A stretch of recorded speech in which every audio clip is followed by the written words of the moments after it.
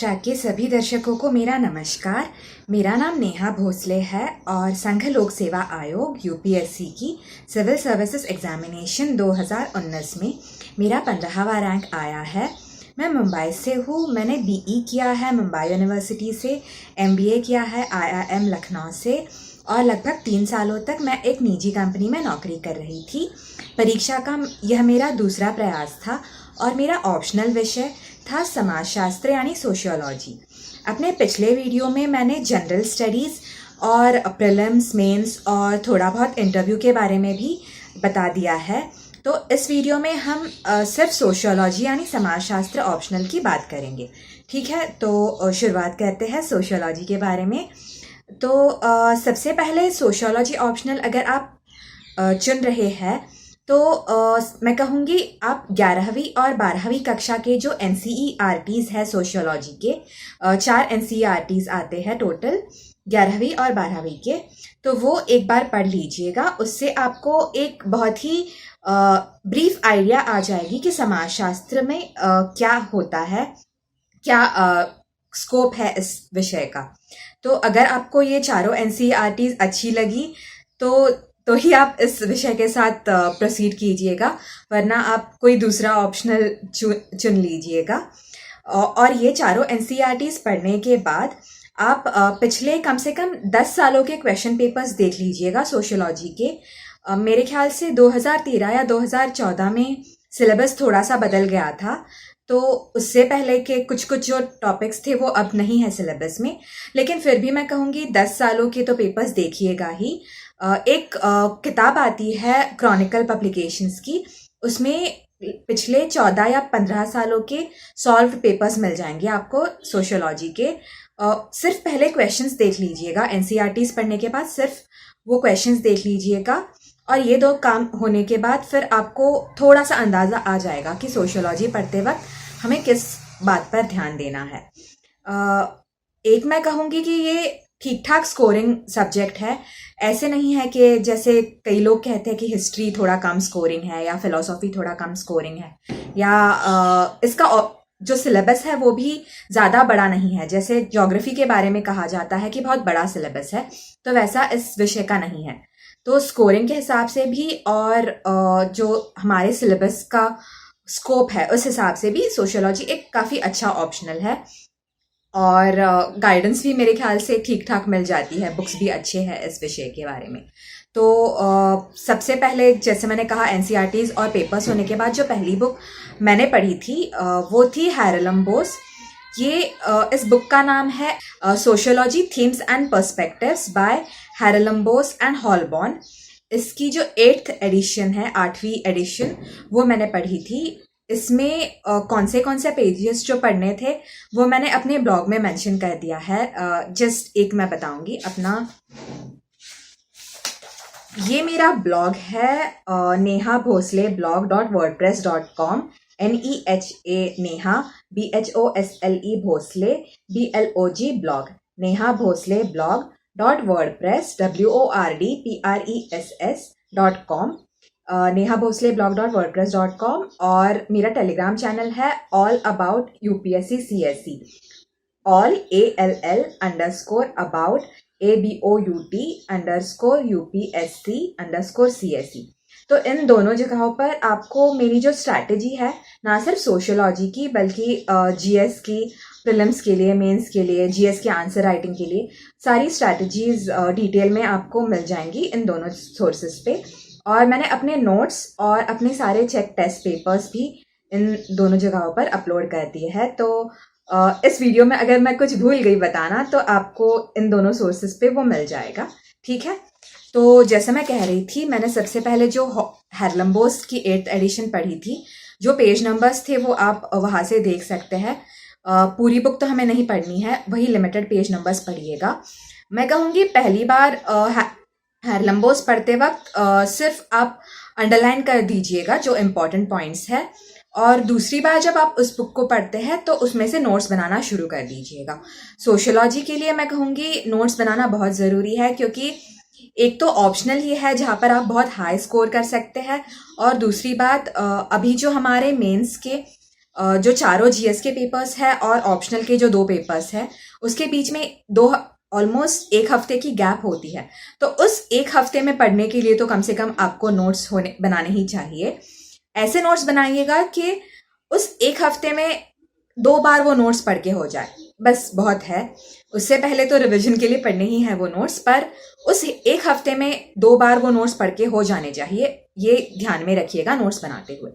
तो हारलम्बोस की दूसरी रीडिंग पर आप नोट्स बनाना शुरू कर दीजिएगा। सिलेबस जो आपने पढ़ाई है और जो क्वेश्चंस आपने देखे हैं कैसे पूछे जाते हैं, उस हिसाब से आप नोट्स बनाना शुरू कीजिएगा। और एक बात मैं कहूँगी कि हारलम्बोस में आपको कैसे पढ़ना है, सबसे पहले तो जो एक इंट्रोडक्शन का चैप्टर है वो पढ़ लीजिएगा। फिर जो एंड में जो चैप्टर 15 है, सोशियोलॉजिकल थ्योरीज नाम है उस चैप्टर का, उस चैप्टर 15 के जो मैंने पेजेस बताए हैं थोड़े से, वो पढ़ लीजिएगा। और फिर चैप्टर 14 पढ़ लीजिएगा। चैप्टर 14 है मेथोडोलॉजी। तो ये 3 पहले पढ़ने के बाद फिर आप चैप्टर 1 से शुरू कर सकते हैं उसी ऑर्डर में। पर ये 3 आपको एक बहुत बेसिक आइडिया देंगे कि सोशियोलॉजी में क्या क्या थ्योरीज है, क्या क्या मेथोडोलॉजीज यूज होती है। मैंने सेकंड रीडिंग में सोशियोलॉजी के नोट्स बना लिए हारलम्बोस से, और फिर एक बार मैंने अपने नोट्स गो थ्रू किए, और फिर उसके बाद उस बुक को फिर से कभी नहीं छुआ, क्योंकि वो बुक भले पढ़ने के लिए मुझे तो लगा आसान है, पर डायरेक्टली बुक में से पढ़ना थोड़ा डिफिकल्ट हो जाता है, इसीलिए नोट्स बनाए थे उसमें से। और मैं कहूँगी कि उस बुक की साइज पर मत जाइएगा, वो बहुत ही आसान बुक है पढ़ने के लिए। जब आप पढ़ना शुरू करेंगे आपको ये रियलाइज हो जाएगा। फिर जब मेरी हारलम्बोस से नोट्स बनाकर हो गए, जो सेकंड बुक मैंने पढ़ी थी वो थी fundamentals of sociology by Vikas Ranjan sir. ये क्लासेस भी चलाते हैं, उनके क्लासेस के बारे में मुझे जानकारी नहीं है, पर उनकी ये जो बुक थी वो बहुत अच्छी थी। तो इसका 5th एडिशन मैंने पढ़ा था, fundamentals of sociology by Vikas Ranjan sir. इसमें मैंने जो हमारा पेपर 1 का चैप्टर 4 है सोशियोलॉजिकल थिंकर्स, वो नहीं पढ़ा। उसके अलावा जो बाकी के 9 चैप्टर्स हैं वो सारे पढ़े मैंने इस बुक से। ये बुक आपको चैप्टर 6, पेपर 1 के चैप्टर 6, चैप्टर 9 और चैप्टर 10 के लिए बहुत काम आएंगे, क्योंकि हारलम्बोस में ये चैप्टर ज़्यादा अच्छे से कवर नहीं किए गए हैं। तो ये बुक भी पढ़ने के लिए मुझे तो बहुत सिंपल लैंग्वेज लगी इसकी, और पहले ही रीडिंग में मैंने नोट्स बना लिए थे।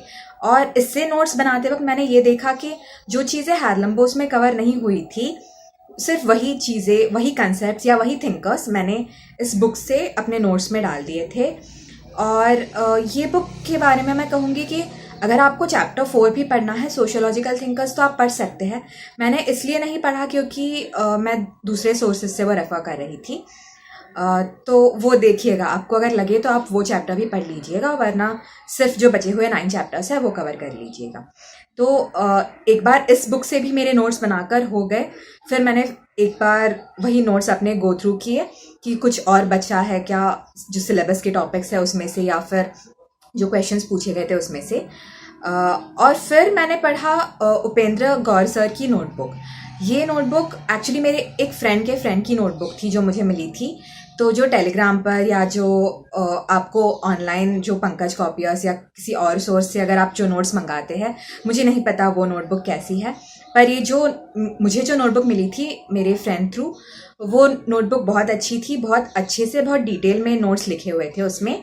और लोग कहते हैं कि उपेंद्र सर की नोटबुक सिर्फ पेपर 1 के लिए यूज़ करनी है, पेपर 2 के लिए नहीं। मुझे नहीं पता उसमें कितनी सच है, क्योंकि जो नोटबुक मुझे जो मिली थी उसमें पेपर 2 भी कवर हो ही गया था, पर मैंने अगेन क्योंकि सब कहते हैं इसलिए मैंने पेपर 2 नहीं पढ़ा था, सिर्फ पेपर 1 पढ़ा था। और पेपर 1 बहुत ही अच्छे से कवर हो गया था।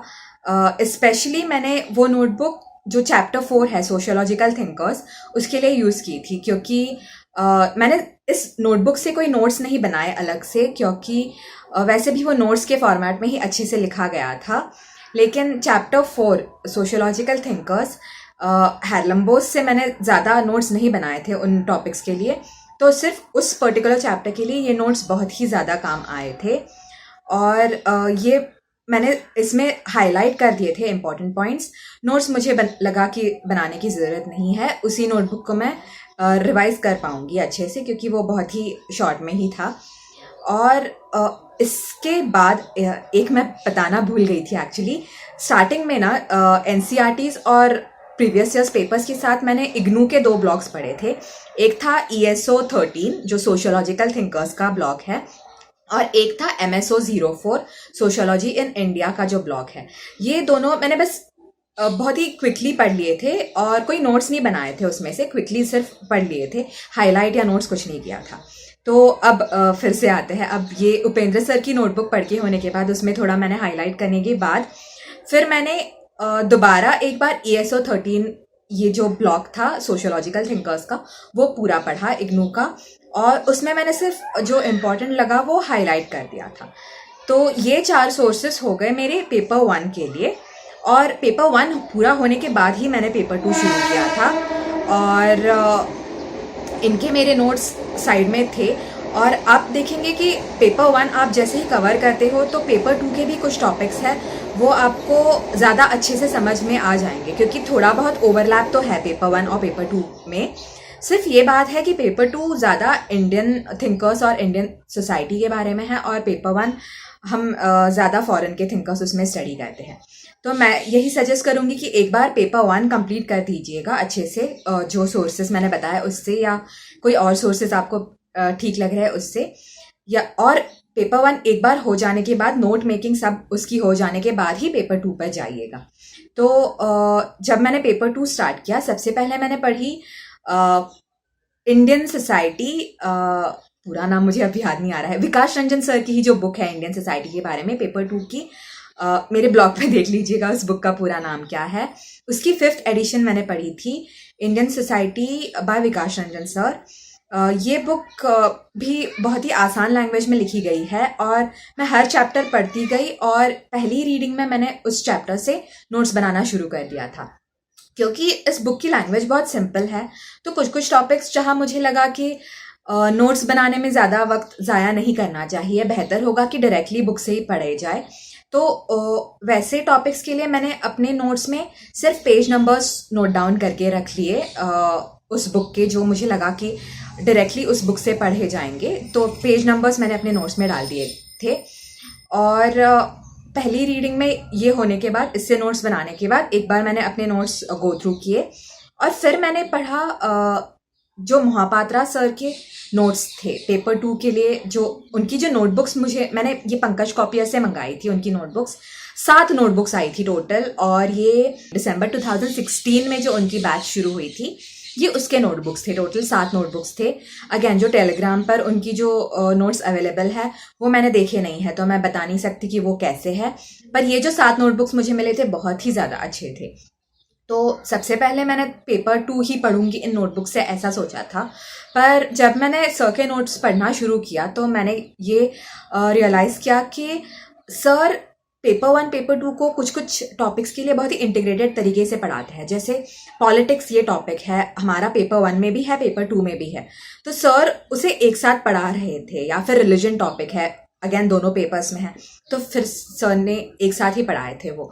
तो इसलिए मैंने ये क्या किया कि मैंने सिर्फ ये इन 7 में से 2 नोटबुक्स ऐसी थी जो पेपर 1 के चैप्टर 4 के लिए थी, जो सोशियोलॉजिकल थिंकर्स का हमारा चैप्टर है पेपर 1 में।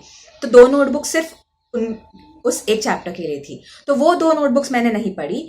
बाकी के जो 5 नोटबुक्स थे, जिनमें पेपर 1 पेपर 2 दोनों ही हो गए थे, तो वो 5 नोटबुक्स मैंने पढ़ ली। और जो भी मुझे पेपर 1 रिलेटेड भी लगा कि सर ने कोई एडिशनल थिंकर बताया है, वो मैंने अगेन अपने पेपर 1 नोट्स में डाल दिया। और इसके अलावा पेपर 2 के नोट्स मैंने फर्स्ट रीडिंग में ही, ये नोट्स भी बहुत ही सिंपल लैंग्वेज में लिखे हुए हैं, पर जैसे मैंने बताया उपेंद्र सर की नोटबुक से तो मैंने नोट्स नहीं बनाए, पर मैं कहूँगी मोहापात्रा सर के नोट्स से आप खुद नोट्स बना लीजिएगा, क्योंकि सर एटलीस्ट जो मेरे पास जो नोटबुक थी उसमें बहुत ही ज़्यादा एक्स्ट्रा इन्फॉर्मेशन भी थी, बहुत ही कुछ कुछ ऐसा भी था जो मुझे लगा सिलेबस से रिलेवेंट नहीं है। तो इसीलिए थोड़ा उस जो उनकी नोटबुक्स है उसमें से नोट्स बनाना मुझे लगा कि ज़रूरी है। आप देख लीजिएगा, आप अभी जो लेटेस्ट नोट्स है वो कैसे हैं, मैंने देखे नहीं है तो मैं बता नहीं पाऊँगी कि उसमें भी अननेसेसरी इन्फॉर्मेशन है या नहीं। तो उस हिसाब से फिर डिसाइड कर लीजिएगा नोट्स बनाने हैं या नहीं। मैंने बनाए थे। और अगेन ये विकास रंजन सर की बुक की तरह ही अगर मुझे लगा कि कुछ कुछ टॉपिक्स डायरेक्टली नोटबुक से ही पढ़े जा सकते हैं तो मैंने उसके सिर्फ पेज नंबर्स नोट डाउन किए, अलग से नोट्स नहीं बनाए। तो ये 2 सोर्सेस से मेरे जब नोट्स बन गए पेपर 2 के, उसके बाद मैंने विजन के मॉडल आंसर्स पढ़े। 2014 से लेके 2017 तक के जो सारे विजन के मॉडल टेस्ट के मॉडल आंसर्स है सिर्फ पेपर 2 के मैंने पढ़े। पेपर 1 के मैंने इनिशियली देखना स्टार्ट कर दिया था, पर मुझे लगा कि इतने अच्छे नहीं थे, और पेपर 1 वैसे भी हायरलम्बोस से बहुत ही अच्छी तरह से कवर हो रहा था और उपेंद्र सर के नोट्स से भी। तो पेपर 1 के मैंने मॉडल आंसर्स नहीं पढ़े। पेपर 2 के मॉडल आंसर्स बहुत अच्छे थे, और जो कुछ मुझे लगा और थिंकर्स है या और कोई कंसेप्ट्स है जो विकास रंजन सर की बुक और मोहापात्रा सर की नोटबुक से कवर नहीं हो रहे थे पेपर 2 के, तो वो सारे मैंने अपने मॉडल आंसर्स पढ़ के अपने नोट्स में ऐड कर दिए। तो ये हो गया मेरा थर्ड सोर्स पेपर 2 के लिए।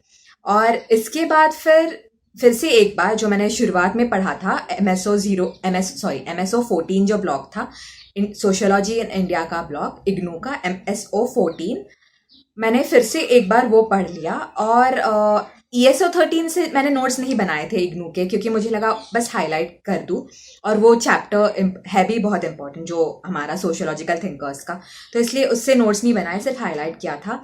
पर MSO 14 मुझे लगा कि जल्दी जल्दी इसमें से नोट्स बनाए जा सकते हैं, तो उसकी क्विकली एक रीडिंग करने के बाद मैंने जो भी कोई एक्स्ट्रा थिंकर्स मिल रहे थे या कोई एक्स्ट्रा कंसेप्ट्स मिल रहे थे वो अपने नोट्स में डाल दिए MSO 14 से। तो ये 4 सोर्सेस हो गए मेरे पेपर 2 के लिए। तो ये जो मेरे नोट्स बन गए, 4 सोर्सेस पेपर 1, 4 सोर्सेस पेपर 2, और ये मैंने मैंने लास्ट ईयर भी मेंस लिखा था 2018 के मेंस के लिए। तो उसमें मैंने क्या किया, सिर्फ ये 2 सोर्सेस मैंने ये जो मेरे नोट्स थे वो उसके अलावा ESO 13 के जो मैंने हाईलाइट किए हुए पार्ट्स थे वो पेपर 1 के लिए, और उपेंद्र सर की जो नोटबुक थी पेपर 1 के लिए वो, और एक मिस हो गया, एक था तुषारांशु शर्मा सर की नोट्स, सिर्फ पेपर 2 के उनके जो नोट्स थे वो मेरे नोट्स के अलावा तुषारांशु शर्मा सर के नोट्स फॉर पेपर 2, ये मैंने लास्ट मेंस के लिए पढ़े थे। और मुझे लगता है कि ठीक ठाक ही मेरा प्रिपरेशन हुआ था, आंसर राइटिंग भी ओके थी।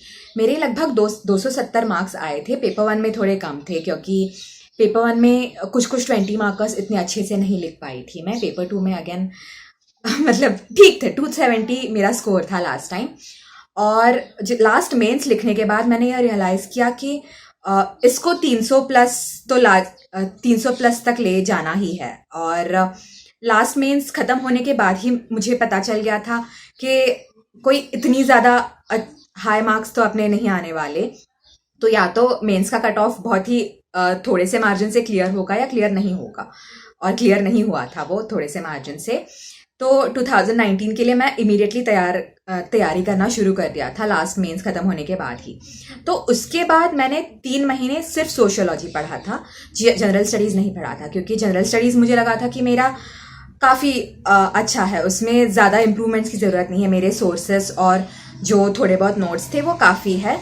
सोशियोलॉजी ही है जहाँ मुझे 300 तो क्रॉस करना ही है कहीं से, तो इसीलिए 3 महीने मैं सिर्फ सोशियोलॉजी पढ़ रही थी पिछले मेंस के बाद, 2018 के मेंस के बाद। तो अभी मैंने क्या पढ़ा ये मैं बताती हूँ। सबसे पहले तो जो मेरे नोट्स थे वो मैंने पढ़े दोबारा से। ये जो अभी जो इमीडिएटली जो पेपर लिखा था 2018 का, तो उसमें से फिर एक थोड़ा सा अंदाज़ा आ गया था कि कहाँ कहाँ हमारे नोट्स लैग कर रहे थे। तो क्योंकि वो नोट्स इमीडिएटली पढ़ लिए मैंने पेपर देने के बाद ही, तो थोड़ा सा अंदाज़ा आ गया था कि हाँ यहाँ हमें और नोट्स में कुछ तो वैल्यू एडिशन करना है।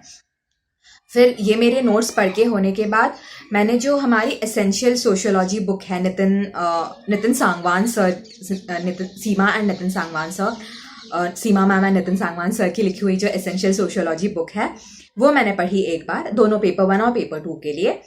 और ये बहुत ही सिंपल लैंग्वेज में लिखी हुई बुक है, और फर्स्ट रीडिंग में ही मैंने जो मेरे नोट्स में जो थिंकर्स नहीं थे या जो कंसेप्ट्स मुझे लगे कि इस बुक में ज़्यादा अच्छे से एक्सप्लेन्ड है, फर्स्ट रीडिंग में ही मैंने अपने नोट्स में वो ऐड कर दिए।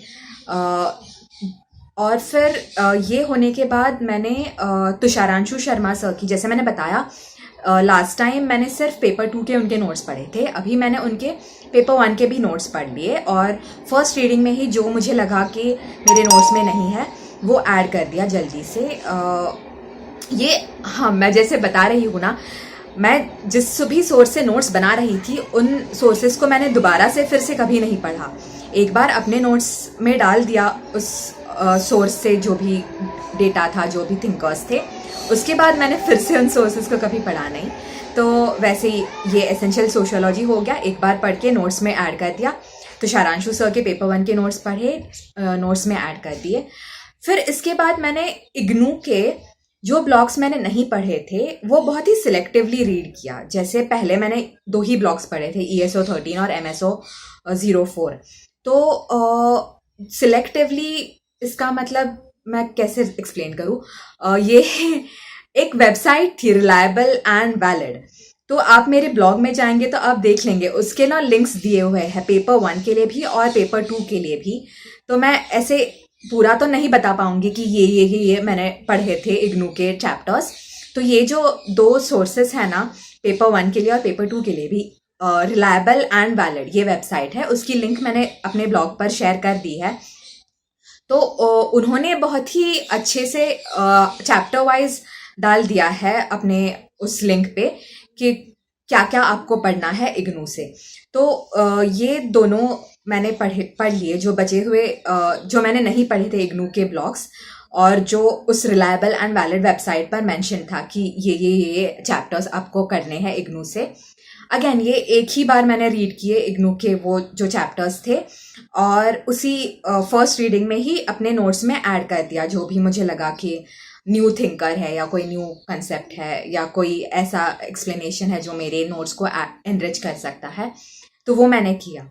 और फिर जो चौथा काम मैंने किया वो था, जितने भी मुझे सॉल्व्ड टेस्ट सीरीज के पेपर्स मिले पिछले साल के, जो टॉपर्स थे या कोई टेस्ट सीरीज के भी टॉपर्स थे, उनके जितने भी पेपर्स मुझे मिले वो सारे मैंने एक एक बार पढ़ लिए।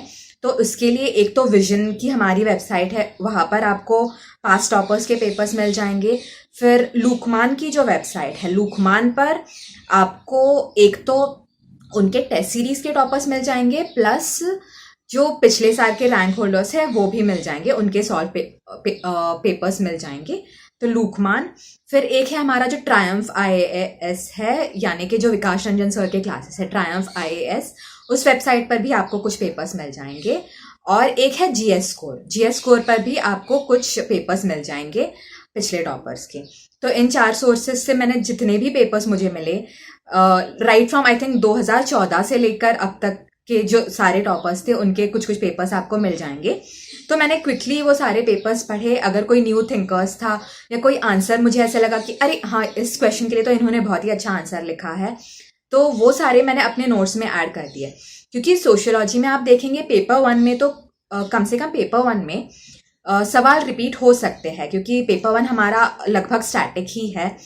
तो स्पेशली हमारा जो सोशियोलॉजिकल थिंकर्स का चैप्टर है, चैप्टर 4, उसके लिए मुझे जहाँ लगा कि कुछ कुछ जो पास्ट टॉपर्स थे उन्होंने बहुत अच्छे आंसर्स लिखे हुए हैं, तो वही आंसर्स वैसे के वैसे मैंने अपने नोट्स में डाल दिए। फिर ये सारा लगभग 3 महीने तक हो गया सारा कवर, और उसके बाद ही फिर मैंने इस अटेम्प्ट के लिए GS का प्रेपरेशन स्टार्ट किया। इसके बाद अगर आप देखेंगे तो मेरे नोट्स बहुत ही ज़्यादा डिटेल्ड हो गए थे, बहुत ही ज़्यादा थिंकर्स उसमें ऐड हो गए थे। तो मुझे इतना भरोसा था कि हाँ, अभी मैं अच्छे से 300 क्रॉस तो कर ही जाऊंगी। पिछले साल भी मैंने एक टेस्ट सीरीज लिखी थी। एक्चुअली मैंने एक कंबाइंड कोर्स लगाया था जहाँ पर लेक्चर्स और टेस्ट सीरीज दोनों ही थे 2018 के लिए। तो उस क्लासेस की भी मेरी नोटबुक थी, तो थोड़ी बहुत वो भी मैंने नोटबुक रेफर कर दी थी कुछ कुछ टॉपिक्स के लिए, बट बहुत ही लिमिटेड। मेन मेरा सोर्स था मेरे खुद के बनाए हुए नोट्स, जो सारे मैंने सोर्सेज बताया उससे मेरे खुद के ही नोट्स मैं ज़्यादा रेफर कर रही थी। क्लास की नोटबुक जस्ट अगर मुझे ऐसे लगे कि हाँ कुछ कुछ टॉपिक्स के लिए अच्छे से वह उसमें है, सिर्फ उसी के लिए मैंने रेफर की थी। तो पिछले 2018 के लिए मैंने एक टेस्ट सीरीज लिखी थी और क्लास के नोट्स बनाए थे। वो सॉल्व टेस्ट सीरीज के पेपर्स भी और मेरी नोटबुक भी आपको मेरे ब्लॉग पर या फिर मेरे टेलीग्राम चैनल पर मिल जाएंगे। और ये 2018 के मेंस के बाद मैंने एक और टेस्ट सीरीज़ लिखी थी। मतलब 2019 के प्रीलिम्स होने से पहले ही मुझे लगा कि एक टेस्ट सीरीज़ लिखनी चाहिए, तो वो भी मैंने लिख दी थी। और फिर 2019 के प्रीलिम्स होने के बाद अब मुझे सिर्फ अपने ही नोट्स पढ़ने थे, और फिर से एक बार मैंने एक तीसरी टेस्ट सीरीज़ ज्वाइन की थी और वो लिख दी थी। ये जो 2018 के मेंस के बाद जो 3 महीने मैंने सोशियोलॉजी पढ़ा था, उसके बाद फिर डायरेक्टली 2019 के प्रीलिम्स के बाद ही सोशियोलॉजी स्टार्ट कर दिया था। तो अभी मुझे क्या पढ़ना था, एक तो मेरे खुद के नोट्स जो पेपर 1 और पेपर 2 के लिए, फिर जो उपेंद्र गौर सर की जो नोटबुक थी उसमें जो मैंने थोड़ा बहुत हाईलाइट करके रखा था, मेनली चैप्टर 4 के लिए, सोशियोलॉजिकल थिंकर्स के लिए, उसके लिए उनकी नोटबुक रेफर करनी थी। ESO 13 जो सोशियोलॉजिकल थिंकर्स का ब्लॉग था, उसमें अगेन जो हाईलाइटेड था वो रेफर करना था। और तुषारांशु शर्मा सर के जो पेपर 2 के नोट्स थे, उसमें भी जो मैंने हाईलाइट किया था सिर्फ वही रेफर करना था। मेन वही मेरे नोट्स ही मेन थे, और इसके अलावा ये 4 चीज़ें थी। थोड़ा मुझे जो जहाँ लगा कि current affairs related value addition हो सकता है पेपर 2 में, इसलिए मैंने बहुत ही जल्दी से ये मेंस के कुछ लगभग 1 महीना पहले मैंने बहुत ही जल्दी से, मुझे सारे सोर्सेज पता चले थे, तो मैंने जो पढ़ा था, एक तो था रिलायबल एंड वैलिड जो वेबसाइट थी, वो लोग कुछ कुछ करंट अफेयर्स के आर्टिकल्स शेयर कर रहे थे, तो वो मैंने पढ़े थे। फिर IAS बाबा के जो सोशियोलॉजी के वैल्यू एडेड नोट्स थे वो मैंने पढ़े थे।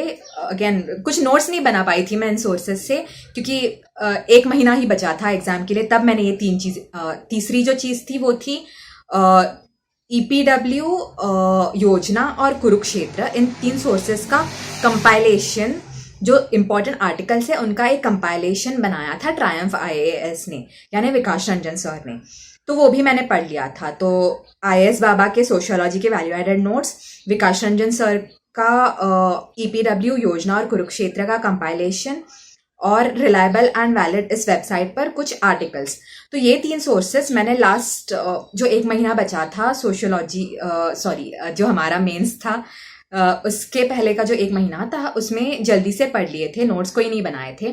तो ये 3 सोर्सेस मुझे लगता है करंट अफेयर्स के लिए बहुत काम आए थे, क्योंकि हम स्टैटिक के लिए तो मेरे नोट्स थे ही, पर करंट अफेयर्स के लिए इन 3 सोर्सेस का बहुत यूज़ हुआ था।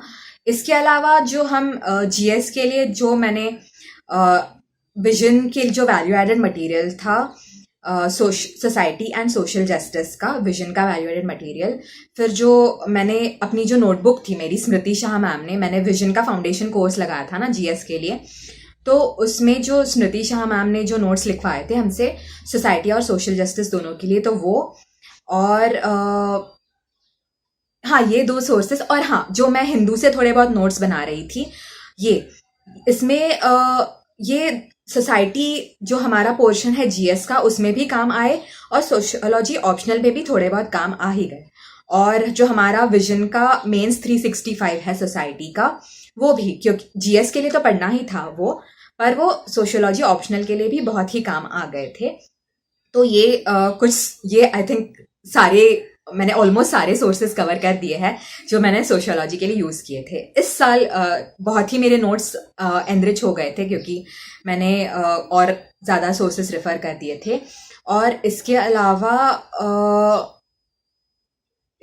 तो मेरे ख्याल, हाँ इसके अलावा जो मैंने टेस्ट सीरीज़ लगाई थी, एक तो विजन की, और इस साल जो शंकर की लगाई थी, हाँ उसके जो मॉडल आंसर्स थे वो मैंने रेफ़र किए थे। और जब मैं टेस्ट सीरीज़ लिख रही थी, जो चेक करके जो मुझे पेपर मिल रहे थे, उसमें अगर कुछ सजेशंस हो तो उस पर भी मैं वर्क कर रही थी। तो ये ब्रीफली हो गया, मैंने जो भी सोशियोलॉजी के लिए रेफर किया था वो सारा कवर हो गया है। अगर मैं कुछ मिस कर गई तो प्लीज़ मेरा ब्लॉग एक बार रेफर कर लीजिएगा। और मेरे सारे जो नोट्स हैं सोशियोलॉजी के, पेपर 1 पेपर 2 के 2 PDFs है, वो मैंने अपने ब्लॉग पर और अपने टेलीग्राम चैनल पर डाल दिए हैं, और सारे मेरे जो टेस्ट सीरीज़ के पेपर्स थे वो भी डाल दिए हैं, वो आप देख लीजिएगा। क्लासेस की अगर बात करें, मैंने क्लासेस लगाए थे, मैंने जो हमारे प्रवीण किशोर सर है उनका कंबाइंड क्लास लेक्चर और टेस्ट सीरीज़ ज्वाइन किया था ऑनलाइन अवेलेबल था, इसीलिए एकदम ऑनेस्ट ओपिनियन मैं कहूँगी, सर जो पढ़ाते हैं ठीक पढ़ाते हैं, पर बहुत सारे टॉपिक्स हैं जो वो नहीं पढ़ाते हैं। तो मेरा ऑनेस्ट रिकमेंडेशन ये होगा, अगर आप ऑफलाइन क्लास ज्वाइन कर सकते हैं तो उपेंद्र गौर सर का क्लास ज्वाइन कर दीजिएगा। अभी तो पता नहीं कोरोना की वजह से कब उनका क्लास की न्यू बैच स्टार्ट होगी, और सर शायद से ऑनलाइन नहीं पढ़ाते हैं, पर अगर हो सके तो ऑफलाइन आप उपेंद्र गौर सर का ही क्लास ज्वाइन कीजिएगा। और अगर ऑनलाइन आपको क्लास ज्वाइन करना है, वेरी ऑनेस्ट रिकमेंडेशन, आप शंकर आईएएस ज्वाइन कीजिएगा ऑनलाइन। रजिता शिवशंकर मैम पढ़ाती है वहां पर, शंकर आईएएस रजिता शिवशंकर मैम। मुझे पता ही नहीं था कि शंकर के ऑनलाइन क्लासेस होते हैं, मुझे लगता था सिर्फ उनके ऑफलाइन क्लासेस होते हैं। ये 2019 के प्रीलिम्स के बाद विजन, क्योंकि इस साल ऑनलाइन टेस्ट सीरीज नहीं कंडक्ट कर रहा था, तो 2019 प्रीलिम्स के बाद मैं ढूंढ रही थी कि अब विजन तो नहीं है तो ऑनलाइन किसकी टेस्ट सीरीज लगाओ। तब मुझे पता चला कि शंकर की ऑनलाइन टेस्ट सीरीज होती है और शंकर के ऑनलाइन क्लासेस भी होते हैं। तो मैं एकदम ऑनेस्टली कहूंगी, अगर मुझे पहले पता होता ना कि शंकर के ऑनलाइन क्लासेस होते हैं तो मैं वही लगाती। और मैं आपको भी, अगर आपको ऑनलाइन लगाना है, वेरी ऑनेस्टली मैं कहूंगी आप वही ज्वाइन कीजिएगा। शंकर के पूछ लीजिएगा, रजिता शिवशंकर मैम वही पढ़ा रही है ना, उनकी बैच ही ज्वाइन कीजिएगा। मैंने उनकी टेस्ट सीरीज लगाई थी और जो उनके टेस्ट सीरीज के डिस्कशंस थे ना, बहुत अच्छे थे। जैसे पिछली बार विजन की जो टेस्ट सीरीज के डिस्कशन थे स्मृति शाह मैम के, वो तो मतलब Smriti Shah ma'am does not need an introduction और रिकमेंडेशन, सबको पता है वो कितना अच्छा पढ़ाती है। तो ऑलमोस्ट उनकी तरह ही पढ़ाती है, मतलब उनके टेस्ट सीरीज डिस्कशन के थ्रू मुझे लगा कि रजिता शिवशंकर मैम भी ऑलमोस्ट वैसा ही पढ़ाती है। तो अगर ऑनलाइन आपको ज्वाइन करना है, मैंने उनका सिर्फ टेस्ट सीरीज ज्वाइन किया था, पर उसी बेसिस पर मैं कहूंगी अगर आपको ऑनलाइन लेक्चर्स लगाने हैं तो आप शंकर के लगा सकते हैं, रजिता मैम के। अब सारा क्लासेस के बारे में बात करके हो गई, मैंने सोर्सेस रेफर किए थे उनके बारे में बात करके हो गई। अब हम बात करते हैं कि आंसर्स कैसे लिखने हैं, क्योंकि अल्टीमेटली आपको मार्क्स तो आप उन 2 पेपर्स में क्या लिखते हैं उन पर ही आने वाले हैं। भले आप कितने भी अच्छे नोट्स लगा ले, कितने भी अच्छे क्लासेस लगा ले, कितने भी टेस्ट सीरीज में भी लिख दे। तो अब बात करते हैं कि हम आंसर राइटिंग कैसे करेंगे। क्योंकि मैंने 3 टेस्ट सीरीज लिखी थी, तो मुझे लगता है उनमें आंसर्स लिखते लिखते लिखते लिखते मेरा आंसर राइटिंग बहुत अच्छा हो गया था। अब मार्क्स तो खैर अब तक आए नहीं है, पर जब मार्क्स आएंगे, जैसे मैंने कहा लास्ट टाइम तो अराउंड 270 थे, इस टाइम पक्का 300 से ज्यादा तो होंगे ही। अराउंड 310 मैं एक्सपेक्ट कर रही हूँ सोशियोलॉजी में। मुझे लगा था जब पेपर लिखकर मैं आई थी तो मुझे लगा था पेपर 1 में अराउंड 160 आ जाएंगे, पेपर 2 में अराउंड 150। अब मार्क्स आएंगे तब पता चलेगा, होपफुली उतने ही हो, पर पता नहीं, जब मार्क्स आएंगे देखते हैं। तो आंसर राइटिंग कैसे करने हैं, अब मैं उस बारे में बात करूंगी। सबसे इंपॉर्टेंट है कि आपका आंसर सोशियोलॉजिकल होना चाहिए। सोशियोलॉजिकल का क्या मतलब है? एक जो मैंने 3 फ्रेमवर्क्स अपने दिमाग में बिठा कर रखे थे और उन फ्रेमवर्क्स के हिसाब से मैंने सोशियोलॉजिकल आंसर राइटिंग की थी। तो वो फ्रेमवर्क्स क्या है? सबसे पहले अगर सोशियोलॉजी में या किसी भी ऑप्शनल में आपको पता है आपको चॉइस मिलती है क्वेश्चंस की। 2 ही कंपलसरी क्वेश्चंस होते हैं और 3 आप खुद चूज करने हैं। तो ये चूज करते वक्त मैं कहूंगी कि जहां तक पॉसिबल हो आप स्टैटिक पोर्शन से जो क्वेश्चंस पूछे गए हैं वो चूज कीजिएगा जहां तक पॉसिबल हो। और उसमें भी पेपर 1 हमारा लार्जली स्टैटिक ही है, पेपर 1। तो पेपर 1 को आप जितना स्ट्रांग बना सकते हो उतना स्ट्रांग बना लीजिएगा, क्योंकि पेपर 1 में आप बहुत ही अच्छे से स्कोर कर सकते हैं स्टैटिक होने की वजह से। तो जब आप क्वेश्चंस चूज करते हैं, आप ऐसे 3 क्वेश्चंस चूज कीजिएगा जहां पर कम से कम जो 20 मार्कर्स है, जो 20 मार्क्स के हमारे सवाल है। आपको फॉर्मेट पता होगा ही, जिनको नहीं पता है, जो कंपलसरी हमारे 2 क्वेश्चंस होते हैं उसमें 5-5 क्वेश्चंस होते हैं 10-10 मार्क के, और जो हम 3 क्वेश्चंस जो खुद से चूज कर सकते हैं उसमें 20 मार्क के 2 सवाल और 10 मार्क्स का 1 सवाल ऐसे होता है। तो ऐसे ही सवाल चूज कीजिए जहां पर 20 मार्क वाले क्वेश्चंस आपको बहुत अच्छे से आते हो, और जहां तक हो सके स्टैटिक पार्ट के ही क्वेश्चंस चूज कीजिएगा, स्पेशली पेपर 1 में। तो आंसर राइटिंग के लिए सबसे पहले तो जो सिलेबस है ना हमारा, सिलेबस के हर टॉपिक के लिए आपके नोट्स में कम से कम 400 वर्ड्स का कोई कंटेंट होना चाहिए।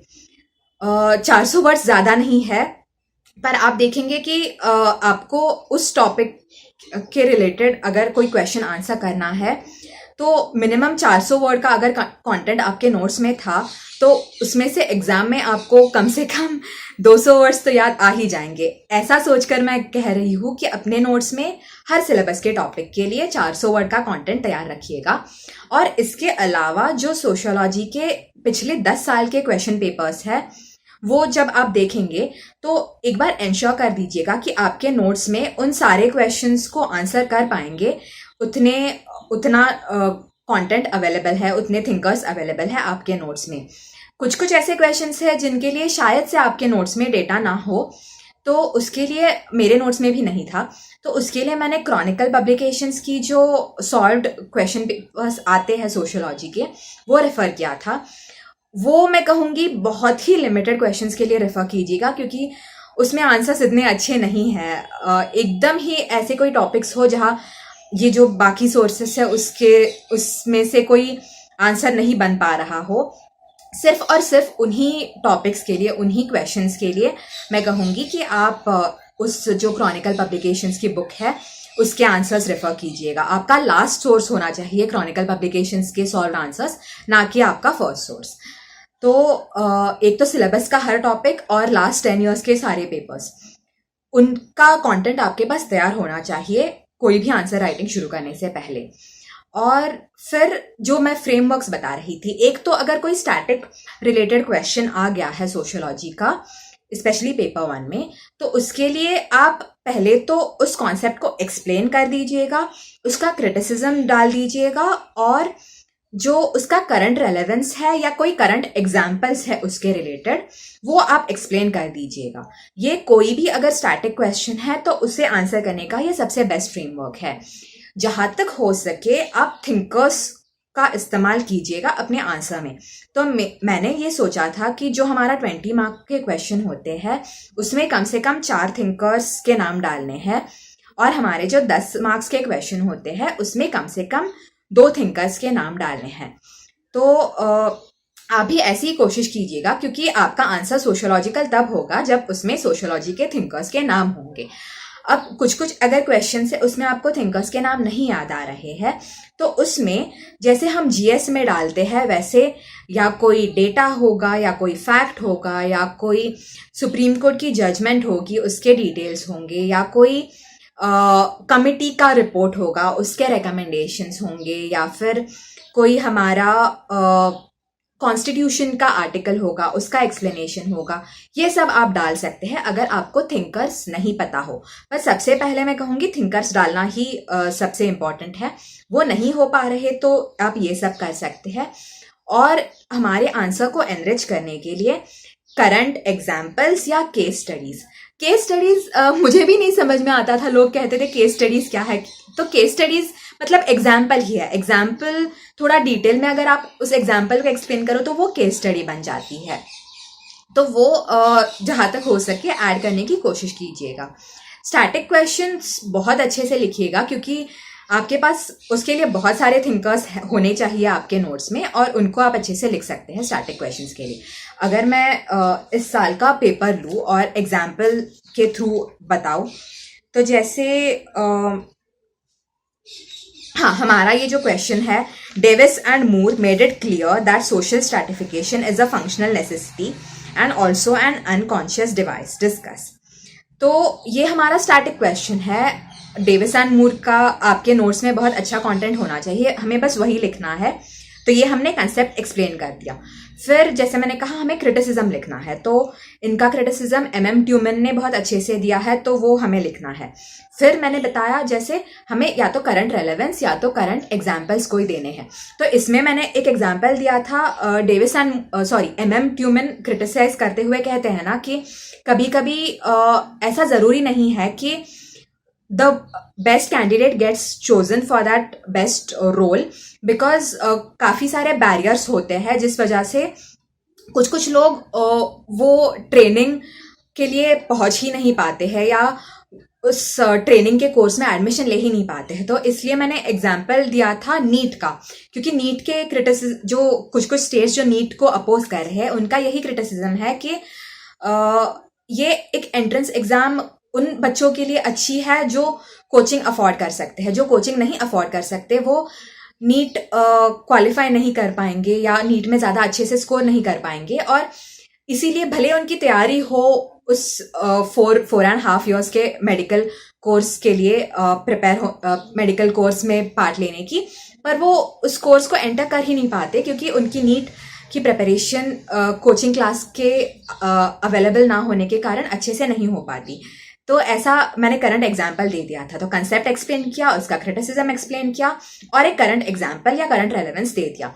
तो ऐसे आपको किसी भी स्टैटिक क्वेश्चन को आंसर करना है।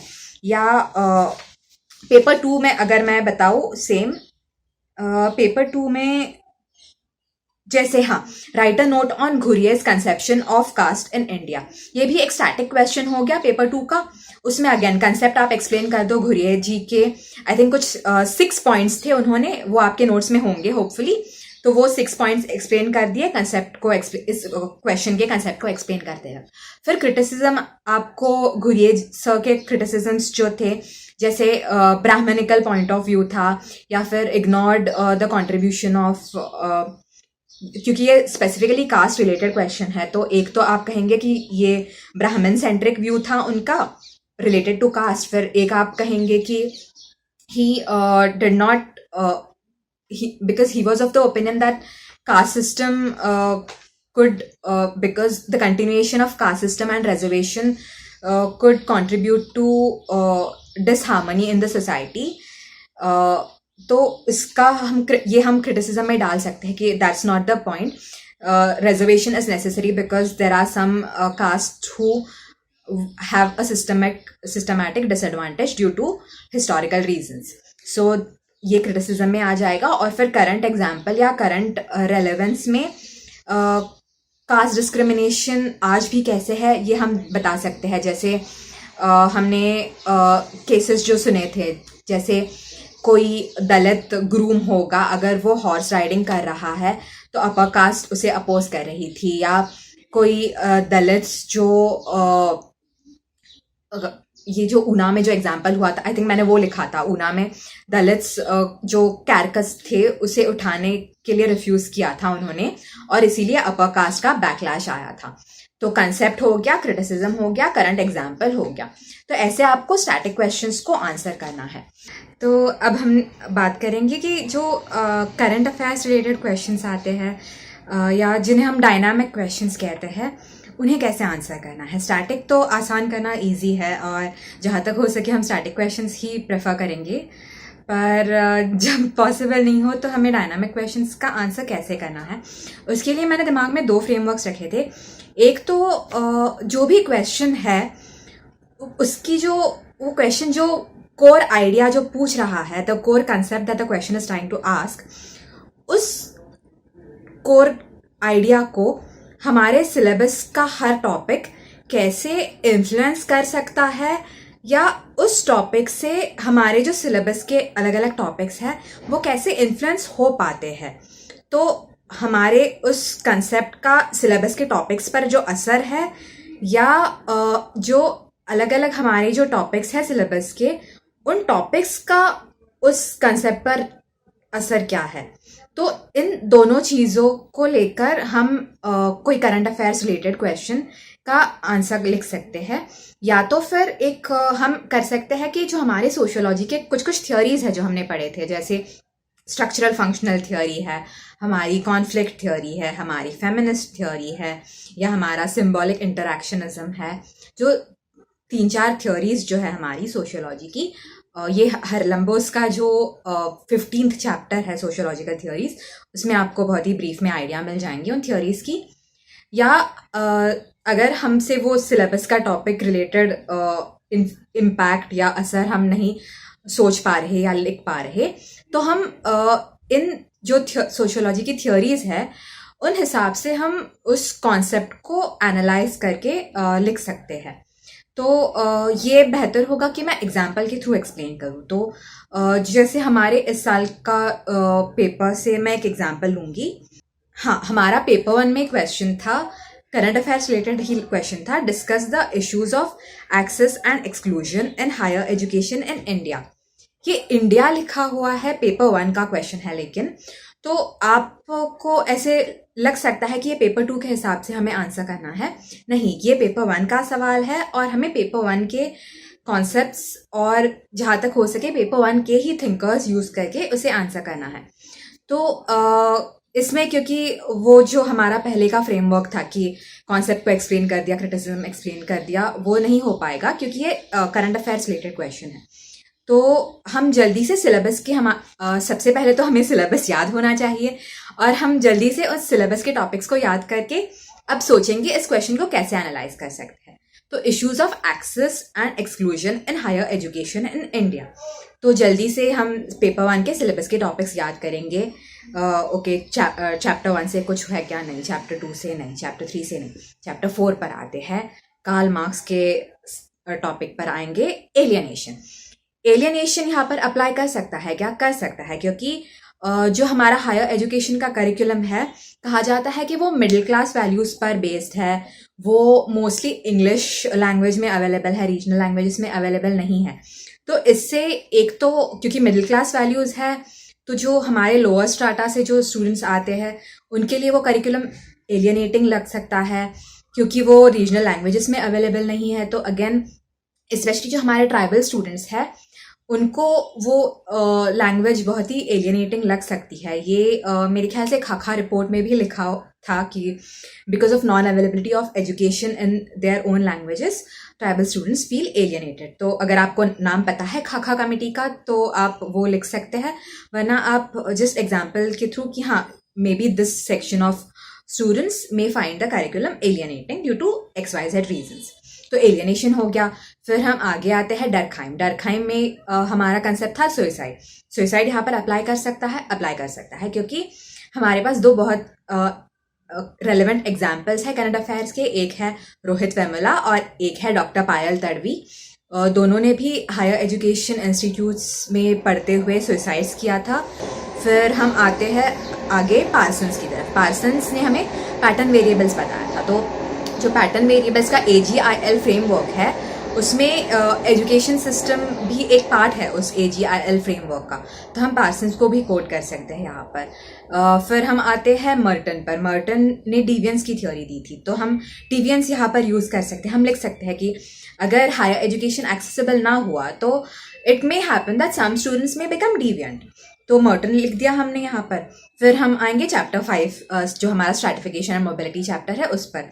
अब उसके कौन सा टॉपिक यहाँ पर अप्लाई हो सकता है? हम सोशल एक्सक्लूजन या पावर्टी या क्लास, ये तीनों यहाँ पर अप्लाई होते हैं क्योंकि हायर एजुकेशन में आप अगर देखेंगे 25% एनरोलमेंट तो है ओवरऑल, पर जो हमारे पुअर है या हमारे दलित्स है, हमारे ट्राइबल्स है, हमारे माइनॉरिटीज है, इनकी लोअर पार्टिसिपेशन है हायर एजुकेशन इंस्टीट्यूट्स में कंपेयर टू अपर क्लास।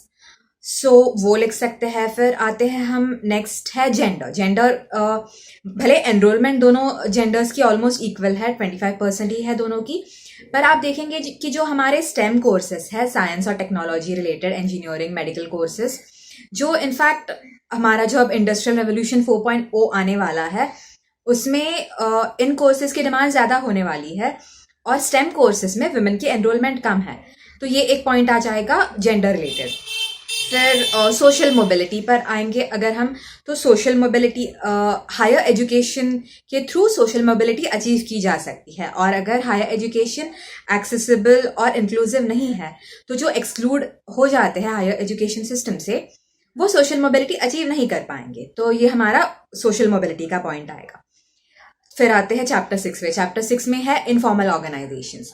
तो जो हायर एजुकेशन से डिप्राइव रहते हैं वो उनका रेशियो आप इनफॉर्मल ऑर्गेनाइजेशंस में ज़्यादा पाएंगे।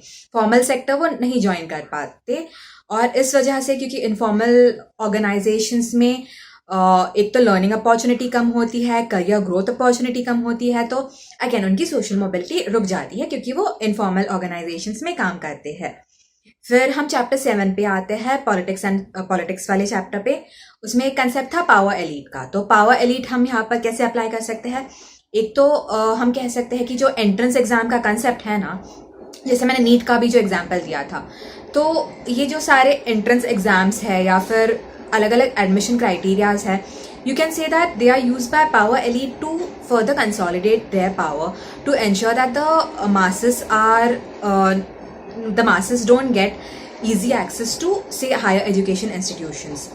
So और ऑल्सो इंक्रीजिंग प्राइवेटाइजेशन, हम देखते हैं हायर एजुकेशन में ज़्यादा प्राइवेट इंस्टीट्यूट्स है और private institutes are not accessible to everyone. जो हमारे पुअर स्टूडेंट्स हैं वो प्राइवेट इंस्टीट्यूट्स में नहीं स्टडी कर पा सकते फॉर ऑब्वियसली मॉनेटरी रीजंस. तो वो आप लिख सकते हैं पावर एलीट के अंडर. फिर रिलीजन हमारा 8th चैप्टर है. रिलीजन यहाँ पर कैसे अप्लाई करेगा? जो हमारे स्टूडेंट्स हैं जो बेसिक एजुकेशन मदरसाज में लेते हैं और अगर उन्हें हायर एजुकेशनल इंस्टीट्यूशंस ज्वाइन करनी हो तो उन्हें डिफ़िकल्टी आ सकती है मे बी, क्योंकि कुछ हायर एजुकेशन इंस्टीट्यूशंस उनकी जो बेसिक एजुकेशन मदरसा से हुई थी उस क्वालिफिकेशन को ना रिकग्नाइज कर पाए, या वो ऐसे मान ले कि हाँ ये इसके इक्विवेलेंट नहीं है, क्लास 12 या क्लास 10 के इक्विवेलेंट नहीं कंसिडर करे, और तो उन्हें एक्सेस टू हायर एजुकेशन में दिक्कत आ सकती है. ये रिलीजन चैप्टर का बेसिक एक पॉइंट हो गया. चैप्टर 9 जो फैमिली है वो शायद से यहाँ पर मुझे नहीं लगा कि अप्लाई कर पाएगा. चैप्टर 10 में again education and social change का एक टॉपिक है. तो ऑब्वियसली अगर हमारा हायर एजुकेशन सिस्टम इंक्लूसिव और एक्सेसिबल ना हो सबके लिए तो एजुकेशन का जो पावर है सोशल चेंज लाने का वो बहुत रिड्यूस हो जाता है. तो ये एक वो पॉइंट हो गया. क्योंकि ये पेपर 1 का क्वेश्चन था तो ये हमने पेपर 1 के जो सिलेबस टॉपिक्स थे वही सोचे और उसी को जो रेलेवेंट लगा वो अप्लाई करके हमने आंसर लिख दिया एक करंट अफेयर्स रिलेटेड टाइप के क्वेश्चन का. अगर और स्पेस बचती है तो आप पेपर 2 का टॉपिक्स भी सोच सकते हैं यहाँ पर. जैसे पेपर 2 में माइग्रेशन करके एक टॉपिक है, तो ये माइग्रेशन यहाँ पर डेफिनेटली अप्लाई होता है क्योंकि हायर एजुकेशन स्मॉल टाउन्स में या रूरल एरियाज में अवेलेबल नहीं है, तो उसके लिए अर्बन एरियाज की तरफ माइग्रेशन देखा जाता है स्टूडेंट्स का. या फिर सोशल मूवमेंट्स एक हमारा चैप्टर है पेपर 2 में, तो हम उसमें भी लिख सकते हैं कि स्टूडेंट मूवमेंट्स जो स्टूडेंट बॉडी लेड मूवमेंट्स थे उन्होंने इंडियन सोशल मूवमेंट्स में एक इम्पॉर्टेंट पार्ट प्ले किया था. आई डोंट नो अगर आपने हिस्ट्री पढ़ी हो तो जो इमरजेंसी लगी थी, इमरजेंसी के टाइम जो जेपी मूवमेंट था उसमें स्टूडेंट्स का बहुत तगड़ा सपोर्ट था. इनफैक्ट जो सबसे पहले जो स्टूडेंट मूवमेंट था, एक गुजरात में कॉलेज है एलडी कॉलेज, वहाँ से एक स्टूडेंट मूवमेंट था which was the beginning of the opposition to emergency. तो अगर आपको पता है तो आप ये ऐसे टाइप के एग्जाम्पल्स लिख सकते हैं, student movements and how higher education institutes they are not just places to churn out students who have degrees, but also students who can play an important part in the society through such student movements. कोई आपको अगर नाम पता हो committees and all के, जैसे मैंने कहा खाखा कमेटी रिपोर्ट, तो आप मेंशन कर सकते हैं. माइनॉरिटीज़ के लिए रंगनाथ मिश्रा कमीशन बनी थी, वो मेंशन कर सकते हैं यहाँ पे. फिर हायर एजुकेशन इंस्टीट्यूट्स में दलित्स एंड ट्राइबल्स के अगेंस्ट जो डिस्क्रिमिनेशन होता है वो स्टडी करने के लिए एक सुखदेव थोरात कमेटी बनी थी, उनका नाम आप लिख सकते हैं इस आंसर में. तो क्योंकि ये यहाँ पर आप कोई कंसेप्ट नहीं था, कोई कंसेप्ट का क्रिटिसिज्म नहीं था, तो ऐसे आपको सिलेबस टॉपिक प्लस कोई ऐसे कमेटी नेम्स, फैक्ट्स, स्टैटिस्टिक्स या कोई गवर्नमेंट रिपोर्ट्स वगैरह हो तो वो सब मेंशन करने थे. इसमें एग्जाम्पल्स जितने हो सके वो मेंशन करने थे. तो ये एक एग्जाम्पल हो गया पेपर 1 के थ्रू. फिर जो मैंने दूसरा फ्रेमवर्क जो बताया था कि हमारे जो सोशियोलॉजी के थ्योरीज है जैसे स्ट्रक्चरल फंक्शनलिज्म या कॉन्फ्लिक्ट थ्योरी या फेमिनिस्ट थ्योरी, वो यूज़ करके भी आप कोई ऐसे क्वेश्चन का आंसर बना सकते हैं. तो यहाँ पर मैं एक एग्जाम्पल लूँगी. अगेन पेपर 1 का हमारा क्वेश्चन था what is affirmative action, substantiate theoretical positions on affirmative action with examples. तो यहाँ पर थैंकफुली क्वेश्चंस में ही उन्होंने बता दिया था कि आपको थियोरेटिकल पोजीशंस एक्सप्लेन करनी है. एंड थियोरेटिकल पोजीशन का एटलीस्ट मैंने जो मतलब लगाया था वो यही था कि जो सोशियोलॉजी के हमारे 3-4 थ्योरीज थे वो कैसे अप्लाई करते हैं अफर्मेटिव एक्शन पर. तो जैसे स्ट्रक्चरल फंक्शनलिज्म के अगर हम बात करें तो ये वहाँ पर मैंने लिखा था कि affirmative action provides opportunities to various deprived sections. इसीलिए हमारा सिस्टम मेंटेन रह सकता है क्योंकि कोई स्ट्रक्चर में स्ट्रेन नहीं आएगा, कोई प्रोटेस्ट नहीं होंगे, कोई रेवोल्यूशन टाइप्स नहीं होगा, क्योंकि सबको अपॉर्चुनिटीज मिल रही है अफर्मेटिव एक्शन की वजह से। फिर हमारा कॉन्फ्लिक्ट पर्सपेक्टिव यहाँ पर आएगा कि अफर्मेटिव एक्शन के थ्रू मोबिलिटी सिर्फ लिमिटेड लोगों को मिलती है, लेकिन जो सारे आइडियोलॉजिकल स्टेट अपैरेटस है मीडिया जैसे, उनको यूज करके जो ये लिमिटेड लोग होते हैं, लिमिटेड एग्जाम्पल्स होते हैं, उन्हीं को हम हाइप कर देते हैं। जैसे समझ लीजिए कि कोई एक बहुत ही पुअर बैकग्राउंड के स्टूडेंट का यूपीएससी में रैंक आ गया, तो सिर्फ एक उसके एग्जाम्पल को बहुत ज़्यादा ग्लोरीफाई करके मीडिया बता देती है। तो इस वजह से लगता है कि हाँ देखो, सिस्टम कितनी ओपन है, कोई भी मोबिलिटी अचीव कर सकता है। पर इस एक एग्जाम्पल को हाईलाइट करते हुए लोग ये देखना भूल जाते हैं कि जो बाकी 99% एग्जाम्पल्स हैं वो बहुत ही एफ्लुएंट बैकग्राउंड से आते हैं, अपर स्टार्ट ऑफ द सोसाइटी से आते हैं। तो इसका मतलब ये नहीं है कि सबके लिए सोशल मोबिलिटी आसान है। पर ये मैं किसी चीज़ को क्रिटिसाइज नहीं कर रही हूँ, ये मैं क्योंकि हमें कॉन्फ्लिक्ट पर्सपेक्टिव के थ्रू बताना है, तो कॉन्फ्लिक्ट पर्सपेक्टिव में ही ऐसे पॉइंट्स लिखने, ये मेरा कोई पर्सनल ओपिनियन नहीं है। ओके ये क्लैरिफाई करना मुझे लगा ज़रूरी होगा। तो हाँ, ऐसे आप कॉन्फ्लिक्ट पर्सपेक्टिव के थ्रू उस अफर्मेटिव एक्शन को एनालाइज कर सकते हैं।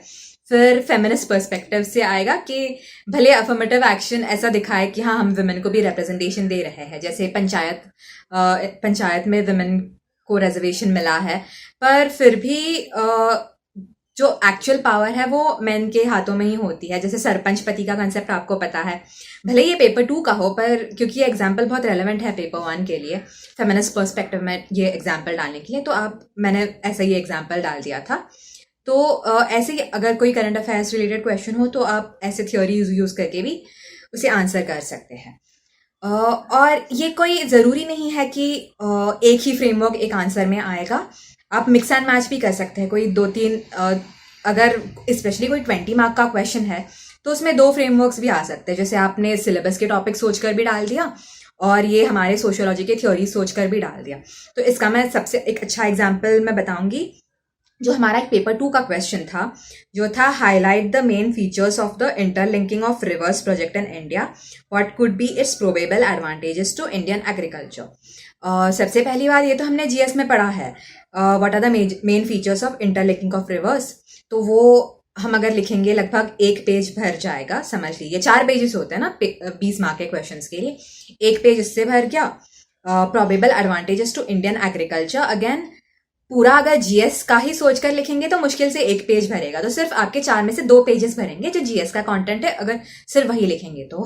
फिर बचे हुए 2 पेजेस के लिए तो आपको सोशियोलॉजी ही सोचनी पड़ेगी। तो ये जैसे मैंने बताया, सिलेबस के टॉपिक्स याद कीजिए और देखिए कौन से यहाँ पर अप्लाई करते हैं। तो जल्दी से, ये पेपर 2 का क्वेश्चन है, पेपर 2 का सिलेबस याद कीजिए।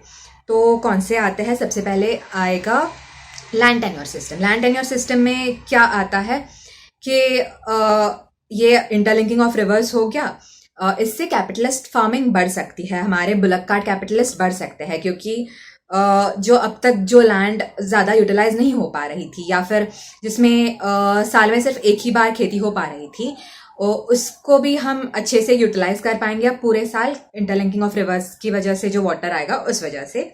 तो कैपिटलिस्ट फार्मिंग बढ़ सकती है, ये एक लैंड टेन्योर सिस्टम के अंडर पॉइंट आएगा।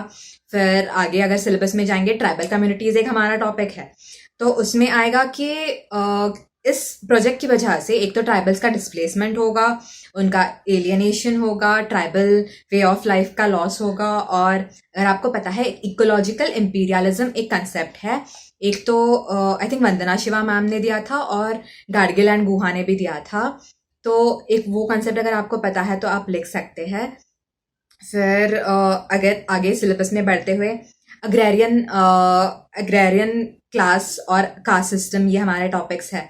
तो इसमें ऑब्वियसली आएगा कि जो हमारे लार्ज फार्मर्स है, और जो लार्ज फार्मर्स तो मोस्टली डोमिनेंट कास्ट से ही है, तो उनको ज़्यादा एडवांटेज होगा इस प्रोजेक्ट का, क्योंकि इकोनॉमीज ऑफ स्केल तो उनके ही पास है।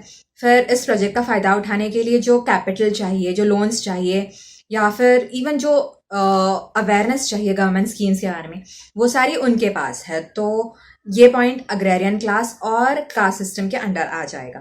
फिर आगे सिलेबस में जाते हुए मिडिल क्लास और सोशल मोबिलिटी हमारे टॉपिक्स है।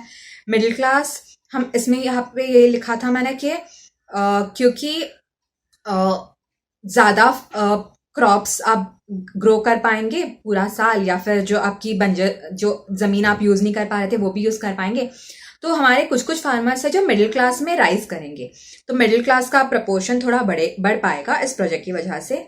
और ना सिर्फ एग्रीकल्चर रिलेटेड आएगा, इसमें ये भी आएगा कि क्योंकि हमारा ये प्रोजेक्ट है उसके बाद ऐसा माना जाता है कि टूरिज्म बढ़ेगा, लॉजिस्टिक्स का बिजनेस बढ़ेगा, हमारे वाटरवेज लॉजिस्टिक्स में यूज होंगे।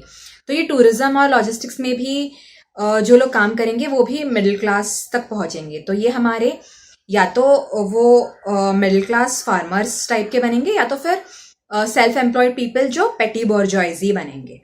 तो वो एक पॉइंट आ गया। फिर हमारे अगला टॉपिक है सिलेबस का, फैमिली एंड मैरिज। तो फैमिली एंड मैरिज के अंडर आई डोंट नो अगर आपने सुना होगा, एक बहुत ही सीरियस टाइप का कंसेप्ट है, वाटर वाइव्स नाम का कंसेप्ट है। ये महाराष्ट्र में महाराष्ट्र के केस स्टडी से, आप इसे गूगल कर दीजिएगा, आपको पता चलेगा क्या है ये। तो मैंने वो एक केस स्टडी लिखी थी अबाउट वाटर वाइव्स यहाँ पर। फिर हमारा आता है रिलीजियस कम्युनिटीज़, ये एक हमारा टॉपिक है। उसमें मैंने ये लिखा था कि क्योंकि ये जो इंटरलिंकिंग का जो प्रोजेक्ट है उसमें कुछ कुछ रिवर्स के जो रूट है उस रिवर का वो डाइवर्ट हो पाएगा।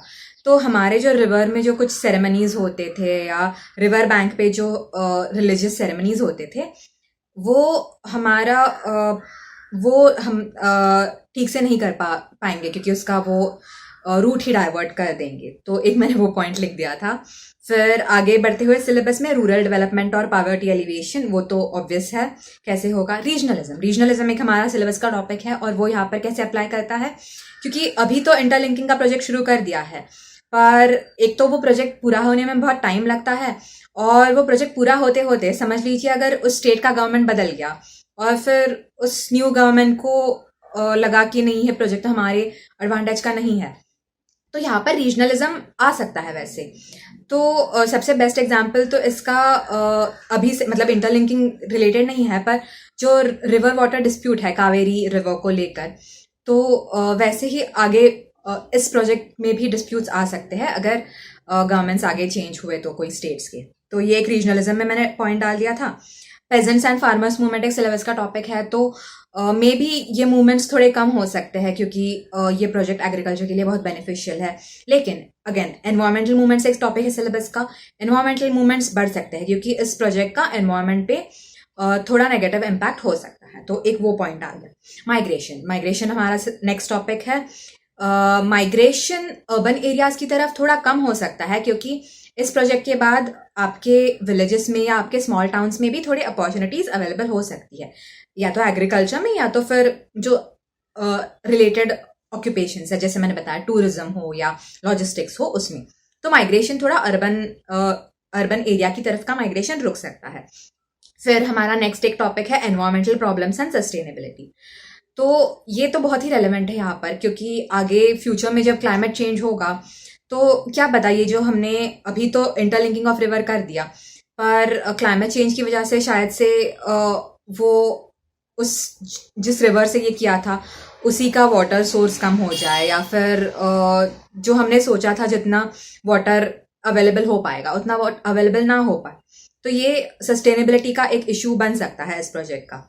तो ये सारे हमने सिलेबस का एक एक टॉपिक सोचा और यहाँ पर उस टॉपिक को रिलेटेड क्या क्या लिख सकते हैं ये सोच लिया। 20 मार्क्स का क्वेश्चन था और अगर जगह बच रही है पेपर में तो थ्योरीज भी सोचिए इसकी, सोशियोलॉजी की थ्योरीज यहाँ पे कैसी अप्लाई होंगी। तो स्ट्रक्चरल फंक्शनलिज्म की तरफ से एक हम लिख सकते हैं कि ये प्रोजेक्ट अगेन हमारा सोशल इक्विलिब्रियम मेंटेन करने में हेल्प कर सकता है, क्योंकि जैसे अभी फार्मर्स के प्रोटेस्ट होते थे या जैसे वो कहते थे कि हमें ज़्यादा प्राइस चाहिए या हमें लोन वेवर्स रिलेटेड स्पेशली जो प्रोटेस्ट होते थे वो सारे प्रोटेस्ट कम हो सकते हैं इस प्रोजेक्ट की वजह से, और इसलिए सिस्टम में हार्मनी मेंटेन रहेगी, सोशल इक्विलिब्रियम मेंटेन रहेगा। तो ये स्ट्रक्चरल फंक्शनलिज्म का एक पॉइंट बन गया। कॉन्फ्लिक्ट पर्सपेक्टिव से अगेन हम लिख सकते हैं कि ये जो प्रोजेक्ट है वो तो बस फॉल्स क्लास कॉन्शियसनेस को ही परपेचुएट कर रहा है, क्योंकि सारे जो बेनिफिट्स है वो जो अपर कास्ट के लैंड ओनिंग क्लास है जो अर्बन जो rural upper caste dominant caste के लैंड ओनर्स है वो, और जो अर्बन बॉर्जोइजी है वो, ये दोनों सेक्शंस ही इस प्रोजेक्ट का फायदा उठाएंगे। और जो हमारा प्रोलेटारिएट है, स्पेशली जो हमारे ट्राइबल्स वगैरह है, वो तो डिस्प्लेस हो जाएंगे, उनको कोई फायदा नहीं होने वाला इस प्रोजेक्ट से। और ये इस प्रोजेक्ट की वजह से इनफैक्ट जो स्ट्रक्चरल इश्यूज है, जैसे सॉइल फर्टिलिटी डिक्लाइन हो रही है, फर्टिलाइजर्स का ओवर यूज बढ़ रहा है, वो सारे स्ट्रक्चरल इश्यूज इग्नोर हो रहे हैं। ये बस फॉल्स क्लास कॉन्शियसनेस को बढ़ाने में हेल्प कर रहा है कि हाँ ठीक है, हम भी अच्छे से कुछ कर पाएंगे एग्रीकल्चर में। एंड ये कॉन्सेप्ट पर्सपेक्टिव तो मतलब आपको पता ही है, सब चीज का कोई नेगेटिव पॉइंट निकालो और वो लिखते जाओ, तो वैसा कर दीजिए। तो ये एक एग्जाम्पल हो गया कि यहाँ पर आप सिलेबस के टॉपिक्स भी और कुछ थ्योरीज भी कैसे डाल सकते हैं। पर सबसे जरूरी मैं कहूंगी, किसी को ऐसे फोर्स फिट नहीं करना है। ऐसा जरूरी नहीं है कि हर सिलेबस के पॉइंट पर आपके आंसर में कोई पॉइंट बनेगा। जो रेलेवेंट है सिलेबस का टॉपिक वही ऐड कीजिएगा, किसी चीज को जबरदस्ती मत घुसाइएगा वहां पर। और सिंपल लैंग्वेज में लिखिएगा, जितना सिंपल हो सके उतना, जितने करंट एग्जाम्पल्स केस स्टडीज कुछ दे पाएंगे उतना। अगर ये 3 फ्रेमवर्क्स, जैसे एक तो स्टैटिक क्वेश्चन के लिए हो गया, कंसेप्ट क्रिटिसिज्म एग्जाम्पल्स वाला, या फिर ये 2 सिलेबस और थ्योरी ये वाले, ये सारे नहीं अप्लाई कर रहे हैं, तो कुछ जीएस के क्वेश्चन के फ्रेमवर्क्स हैं। मैंने अपने ब्लॉग में मेंशन कर दिया है कि कौन से जीएस क्वेश्चन रिलेटेड फ्रेमवर्क्स हैं, वो भी आप अप्लाई कर सकते हैं। बट वो एकदम लास्ट में, अगर ये सारे सोशियोलॉजी की चीजें अप्लाई नहीं कर पा रही है, सिर्फ तभी और तभी। पेपर 2 बहुत ही ज्यादा आजकल डायनामिक आ रहा है। जैसे इस साल का पेपर 2 मुझे लगा बहुत ही अलग था। उसमें मैं कहूंगी कि अगर कोई जीएस के पॉइंट्स है ना, तो ऐसा मत सोचिए कि यार ये तो जीएस के पॉइंट्स है, ये क्यों लिखना है। स्पेशली आपके 20 मार्क्स के जो क्वेश्चन है, जैसे मैं एक एग्जांपल कहूंगी, हमारा जो क्वेश्चन था, what is POSH act, identification of tormentor by women at work place does not come easily even today, examine the statement with substantive examples from India. ये आउट एंड आउट जीएस का ही question लगता है। तो इसमें ना ऐसे मत सोचिएगा कि ये तो जीएस का क्वेश्चन है, कैसे लिखेंगे। जो पॉइंट्स 4 पेजेस है आपके पास, तो मैंने जैसे किया था, what is POSH act, GS वाला आंसर 1 पेज में हो गया लिख के। Identification of tormentor does not come easily even today, ये क्यों हो रहा है। इस पे सेबी ने एक रिपोर्ट, ये विजन में मैंने पढ़ा था, सेबी का एक रिपोर्ट था कि एक तो सिर्फ 30% कंपनीज में वो कमिटी फॉर्म हो पाई है, और जहां पर फॉर्म हुई है वहां पर भी क्योंकि इंटरनल लोग ही है, तो काफी हेजिटेशन होता है कि अरे ये तो मतलब उनके बॉसेस के साथ अच्छे कनेक्शन हो पाएंगे एंड ऑल दैट, तो मे बी हमें वहां पर जस्टिस नहीं मिल पाएगा। ये सारे विजन के ही पॉइंट्स थे। अगेन वो 1 पेज में लिख दिए, 2 पेजेस आपके जीएस के ही आंसर के हो गए। तो फिर बचे हुए 2 पेजेस में अगेन, क्योंकि सब्सटैंटिव एग्जाम्पल्स लिखना था, फिर यहाँ पर मैंने कुछ सोशियोलॉजी एंगल से थोड़े एग्जाम्पल्स देने की कोशिश की थी। जैसे एक एग्जाम्पल था, अगर आपको पता है, एक सिंगर है चिन्मयी, उन्होंने मी टू मूवमेंट में अपना वॉइस रेस किया था और उसके बाद फिर उनको काम मिलना बंद हो गया था। या फिर जो हमारे विंतानंदा मैम है, उनका एक एग्जाम्पल था, और कोई I think Priya Ramani ma'am, उनका एग्जाम्पल था। ये सारे मी टू के टाइम के जो एग्जाम्पल्स आए थे करंट अफेयर्स में, वो मैंने लिख दिए थे। इस क्वेश्चन में थिंकर्स के नाम पर मुझे सिर्फ सिल्विया वॉल्बी याद आ गई थी, हमारी पेपर 1 की थिंकर है, उनका ही मैंने लिख दिया था कि उन्होंने एक स्टेटमेंट दिया था कि sexual harassment at workplace is actually used so that women do not achieve economic independence. तो मुझे ऐसे ठीक से वो स्टेटमेंट याद नहीं आ रहा है, 1 साल हो गया पेपर देखे तो, पर हाँ ऐसे सिल्विया वॉल्बी जी का कोई स्टेटमेंट था, तो वो मैंने लिख दिया था। और एक जिस मुझे याद था कि इंदिरा जयसिंह मैम ने कहा था कि जो सारे लॉज है ना इंडिया में, भले वो मतलब वुमेन के लिए बने हो लॉज, पर कोई लॉज इंडिया में जेंडर न्यूट्रल नहीं है, वो कुछ ज्यादा ही मेल सेंट्रिक ही लॉज है अपने। तो एक वो स्टेटमेंट, मतलब वो थिंकर नहीं है इंदिरा जयसिंह मैम, वो तो लॉयर है, पर मैंने एक उनका नाम लिख दिया था, सिल्विया वॉल्बी मैम का नाम लिख दिया था, बस उतना ही। तो भले 20 मार्क्स का क्वेश्चन था, सिर्फ 2 ही ऐसे थिंकर्स डाल पाई थी, पर मुझे लगता है कि जीएस टाइप का आंसर अगर बन रहा है, क्वेश्चन ही जीएस टाइप का लग रहा है, तो मुझे तो लगा कि शायद से ठीक ठाक मार्क्स आ ही जाएंगे ऐसे जीएस टाइप का आंसर लिखकर भी। पर जितना हो सके उतना कुछ कुछ ऐड करने की कोशिश कीजिएगा, जो मैंने फ्रेमवर्क्स बताया उनको यूज करके। ये पॉश वाले में बिल्कुल ही कोई फ्रेमवर्क्स डालने का स्कोप नहीं था, क्योंकि बहुत ही स्पेसिफिकली लिखा था कि व्हाट इज पॉश एक्ट और why does it not come easily and give examples. तो अगर ऐसे स्पेसिफिक क्वेश्चन है तो उसमें जबरदस्ती की फ्रेमवर्क तो फिट करने की जरूरत नहीं है। या तो फिर एक ये क्वेश्चन था, why has active ageing become a global goal? Do you agree that the role of elderly care giving is disproportionately gendered in developing countries? Why? इस क्वेश्चन में अगेन एक मुझे सोशियोलॉजी की थ्योरी पता थी, सिर्फ सोशल एक्सचेंज थ्योरी नाम है उस थ्योरी का, जिसमें ये बताते हैं कि हम सोशल रिलेशनशिप्स में तभी पार्ट लेते हैं जब हमें लगता है कि हमें उससे कोई बेनिफिट मिल सकता है। सोशल एक्सचेंज थ्योरी था।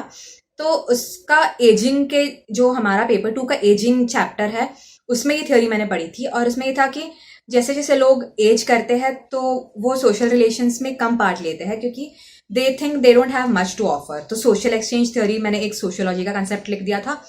उसके अलावा मुझे पेपर 2 का और कुछ नहीं याद आ रहा था, तो मैंने पेपर 1 के बहुत अच्छे जो थिंकर्स थे, अगर हाँ, जो हमारे एंकल्स थे, फ्रेडरिक एंकल्स, उन्होंने एक थ्योरी दी थी कि क्यों सारे जो केयरिंग वाले जॉब्स है वो विमेन क्यों करती है।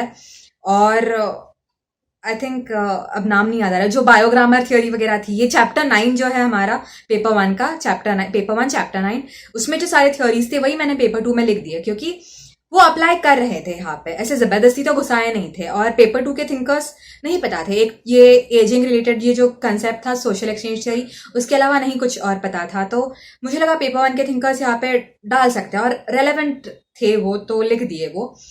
पर हाँ, यहाँ पर इंडिया सेंट्रिक लिखना जरूरी था, क्योंकि भले लिखा हो कि डेवलपिंग कंट्रीज, पर क्योंकि ये पेपर 2 है, ये इंडिया है, तो इंडिया रिलेटेड फिर वो सारा लिख दिया कि हमारा यहाँ पे जॉइंट फैमिली सिस्टम है, तो वहाँ पर because women are mostly confined to the households, और हमारा women labour force participation anyway सिर्फ 24% है, और एनीवेज उनको बाहर अपॉर्चुनिटीज ज़्यादा नहीं मिलती वर्क रिलेटेड। फिर हम क्लोज नेट फैमिलीज में बिलीव करते हैं, तो वो सारे इंडिया सेंट्रिक पॉइंट्स कुछ कुछ डाल दिए थे कि इसीलिए एल्डरली केयर गिविंग ये वुमेन की रिस्पॉन्सिबिलिटी बनती है इंडिया जैसे कंट्रीज में।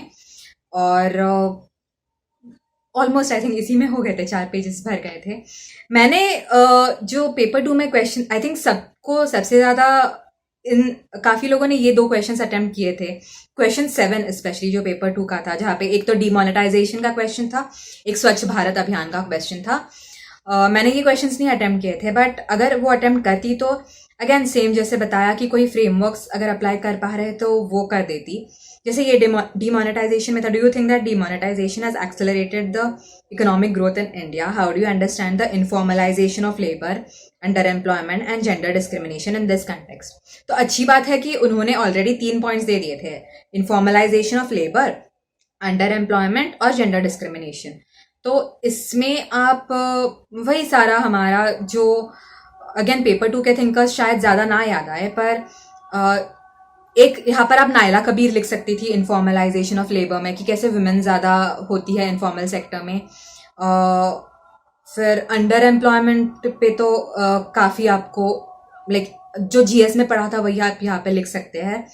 और जेंडर डिस्क्रिमिनेशन में ज़रूर आप पेपर 1 के थिंकर्स याद आ जाए तो वो लिख दीजिएगा, पेपर 2 के कोई थिंकर्स याद आए वो लिख दीजिएगा। तो जहाँ तक हो सके भले आप जीएस के पॉइंट्स लिख रहे हो, पर कोशिश कीजिएगा कि थोड़ा तो एटलीस्ट सोशियोलॉजी उसमें कहीं ना कहीं से डाल दे, या तो थिंकर्स डाल दीजिए, या कोई केस स्टडीज एग्जाम्पल्स, या वही रिपोर्ट्स, कमेटी रिपोर्ट्स या फैक्ट्स, ऐसे सब डाल के उसे बस सोशियोलॉजिकल बनाने की कोशिश कीजिए। मुझे ऐसा लगता है कि पेपर 2 में जितना आप लिखते हो, थोड़ा बहुत भी उस टॉपिक के आसपास आप जाकर ज़्यादा लिखेंगे तो मुझे लगता है मार्क्स मिलेंगे। मैंने लास्ट ईयर के एक टॉपर से इस बारे में बात की थी एक्चुअली, उनके 170+ थे पेपर 2 में।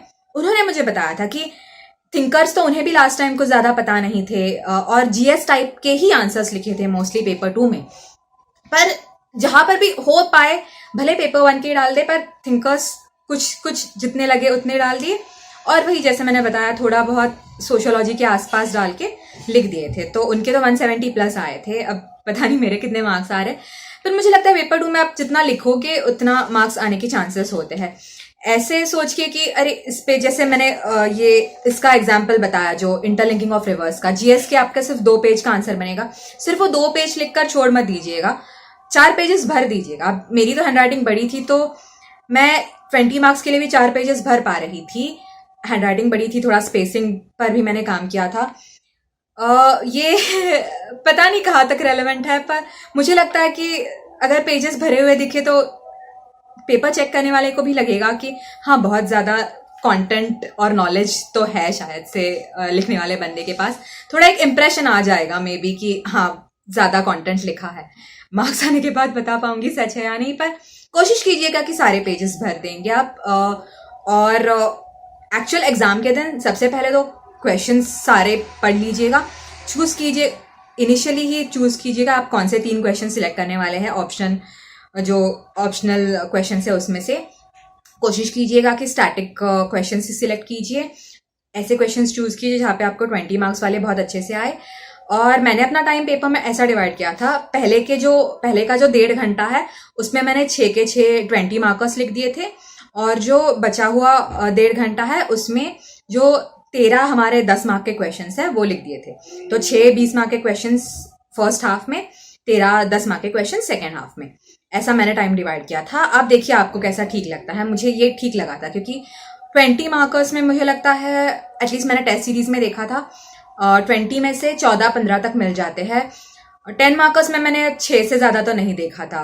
तो आप अगर देखेंगे 6 out of 10 is only 60%, but यहाँ पर अगर 14-15 जा रहा है तो वो 75% तक जा रहा है। तो आई थिंक 20 मार्कर्स में ज़्यादा स्कोप है थोड़ा मार्क्स हाई ले जाने का।